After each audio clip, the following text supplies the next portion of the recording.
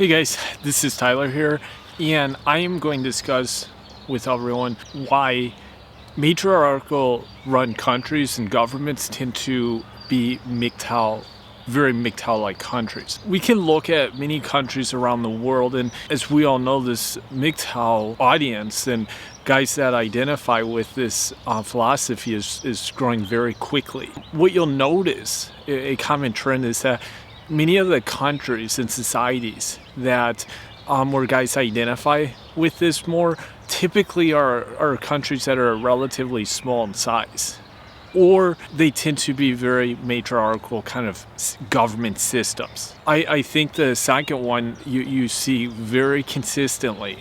Some noteworthy countries here would be like Chile, Estonia, other parts of Europe, Canada. If we look at these countries, it's very matriarchal, the systems, and the government very much runs their systems with women in mind, not really with men in mind. And this is so consistent when you study this area. And why do matriarchal countries end up with heavy numbers of MGTOW guys? For many here, this may seem a bit self-explanatory, but for others not. When we look at like tax structures, tax systems, these kind of entitlement programs, of course, they propel a lot of bad behavior for women, for girls. They also give them a lot more preference when it comes to an education, the workplace, to many different things. They always come first and foremost. And that's obviously then usually hurts men. When men know that they're not just competing against the person, they're competing against the government. Guys, even to this day, don't understand this. Like when they marry, you're not marrying the person or the family. You are, but who you're really marrying is the government. You're creating a contract with the government. And this is just what it is. This is why obviously there's just so many problems nowadays. That contract that you're creating, if you're in these more matriarchal systems, is totally against you. And so guys, and also when we look at things such as workplace harassment, allegations of harassment, allegations of guys displaying interest in women, these types of things, these obviously, the more rigid the system, prime examples, places like England, Canada, US, it becomes very many guys don't want to try compete against that system, and they don't want to put themselves at risk of losing everything, because trust me, you can lose everything. And guys who don't think so, it happens. It happens to guys that are cops, police officers. They're accused of things, and if they are, anyone can be. And these allegations can obviously happen to anyone and destroy a guy's life. So these feminine design systems very much reward women, and this is the case with relationship and marriage, as I mentioned, like the tax system, education, all of these different entities. In the more matriarchal type of governments, these are things that guys have to deal with, and for this reason, guys in these places where guys don't have nearly as much control, nearly as much say in things, they're going to choose not to marry. I mean, it's not always this trend. There are definitely exceptions here. But when you look at countries that are not as matriarchal, places like Russia or China or other like Serbia, these countries, it's much less common, because obviously these systems, I'm not saying they're designed more in the favor of men, but what they are not designed with is against men. I think if anything, they're just more neutral. These are in these kind of systems, and we'll say non-matriarchal type of government systems, guys don't have all these things working against them, because as we know, it's not often just a question of how a system might benefit you. It often is how it would hurt you, or this kind of question. So you have to think about this. Also, these matriarchal type of countries, when it comes to like overall respect, when we look at like the dating app culture that we live in, women obviously generally get a lot of options. Their timelines are much longer. I mean, if we look at the systems, like the governments in country type in different countries where it's very matriarchal, women can date to a very advanced age compared to other places. I mean, it's just 40-some-year-olds can still get a lot of interest. I remember working with a woman at my former workplace at UPS, and I mean, she was getting a lot of interest from guys that were like my age at the time. She was like in her early 40s. This was in the US. She had already been married, divorced, and she had 3 kids. She was a very beautiful woman for her age, but that's kind of crazy, honestly. She had way more options than I would have had. Way more. And she'd get interest from guys in their 20s and guys that were in their 60s or 70s. Why? Because this is kind of a matriarchal system. So with that type of mindset, women know, obviously, they don't need to show a lot of respect because they have another guy to fall back onto, There's always a lifeline for them. That's kind of the point here. Whereas, obviously, in normal societies, normal countries, that lifeline's not there. Women, once they reach a certain age, yeah, they might get some interest. They can get some guy, but they're not the guys that are very desirable. And some of them the guys can be straight out like criminals or creeps. They can be the very worst kind. I still remember actually my ex-girlfriend from Russia, she had mentioned this. I mean, she could see this. She was like 19 at the time, and her mom was divorced, and she had been dating guys from various countries, and she had said, like, I mean, they were creepy often. Like the guys from Russia, like that she could date after having 2 kids and a divorce in her 40s.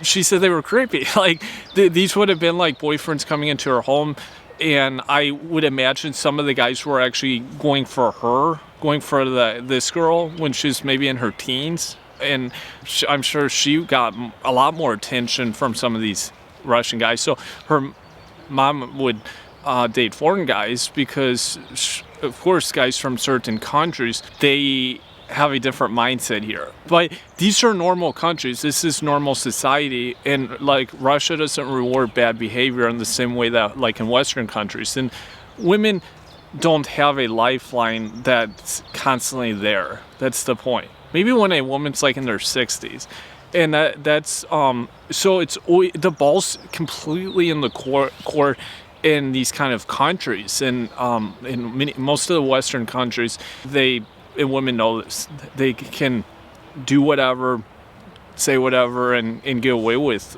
anything basically. This obviously makes it so, and so then a lot of guys too don't get like the ability to date and to do any of this stuff because it's totally against them.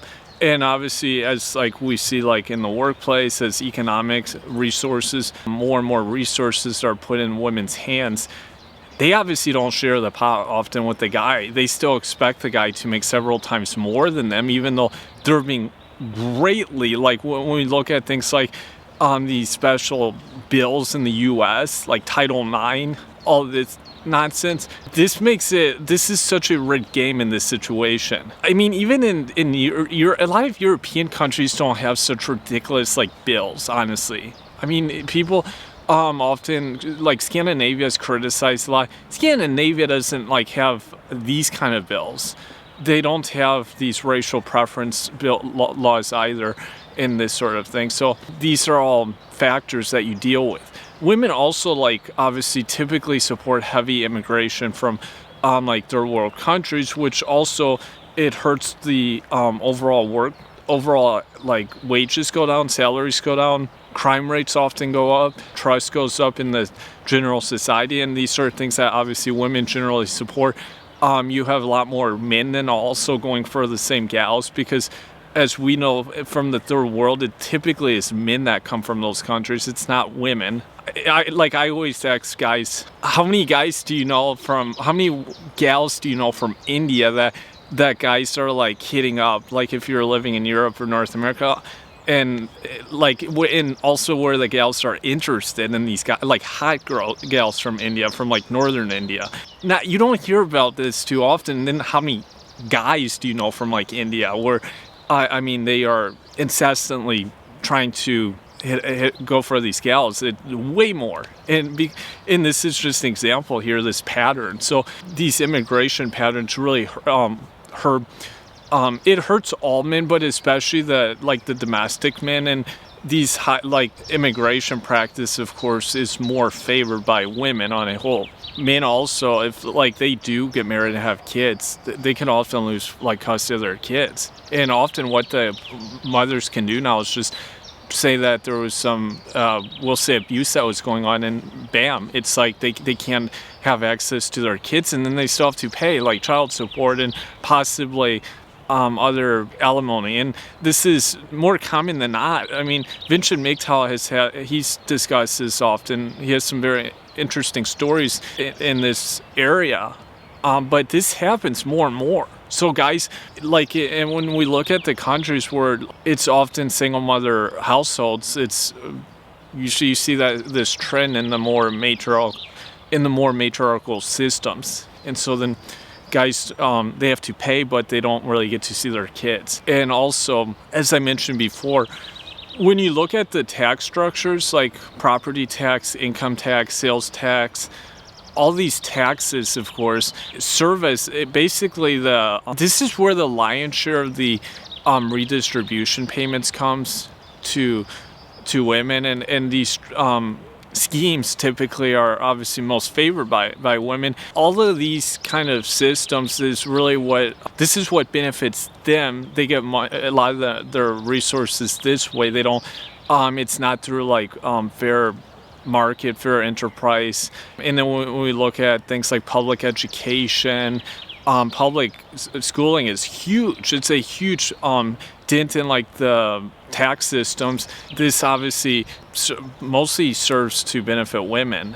Obviously a lot of this comes from property taxes. I mean, when we look at countries that are like your Serbias or Russia, Belarus, that have very low property taxes, one of the things, obviously, big reasons these countries have such low property taxes is because they don't have all this money then being pumped into public schools that really just serve as big daycares often nowadays. And this is so bad now when we look at countries like the Canada or US, England, etc. And then you also see the reproduction patterns in these countries.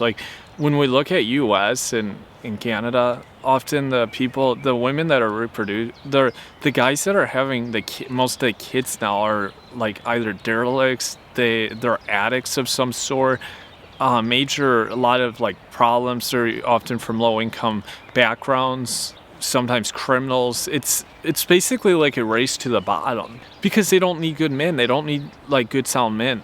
I mean, yeah, some guys will then take the gal that's been pumped and dumped numerous times, that it's probably has more red flags than a communist parade, and they will then, some guys will take that, but I mean more sensible ones don't. I mean, I saw this YouTuber, she's has several 100,000 subs. She was a recovering drug addict. She had been in prison, and of course she had her child with the complete criminal. And then after going through that whole phase of her life, she then married what was, I guess, a good quality guy, but that gets all that baggage with it. It's it just seems completely ridiculous. These are the kind of things that are embraced.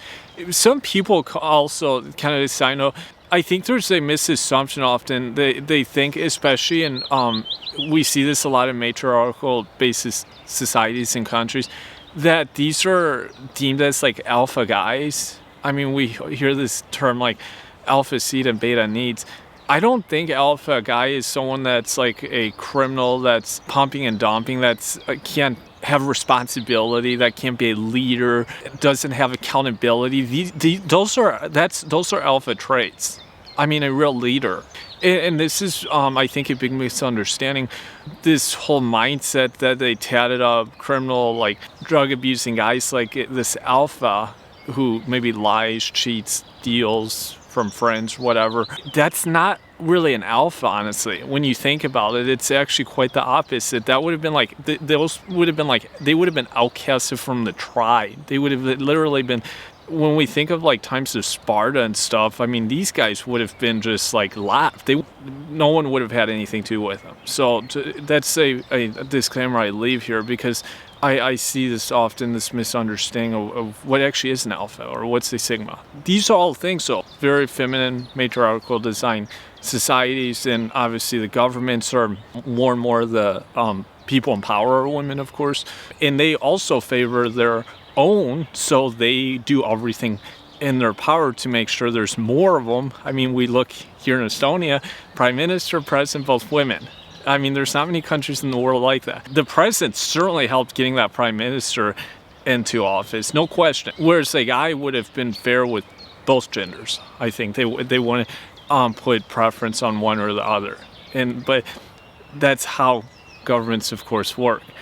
And also, what's interesting is when you look at like a lot of restriction. I mean, we saw during this whole epidemic last year, the worst countries were like the more matriarchal kind of countries often. And I mean, it kind of shows you like, I mean, the restriction of liberties and freedom. Like we saw like these curfews, lockdowns. I mean, these are like jail concepts, or better yet, they're almost like parent-child concepts. When you think of like a curfew, it's like, it seems totally ridiculous. But look at the countries where they were big into this. They were very matriarchal kind of systems. I think that whole mindset obviously carries over into how governments are run.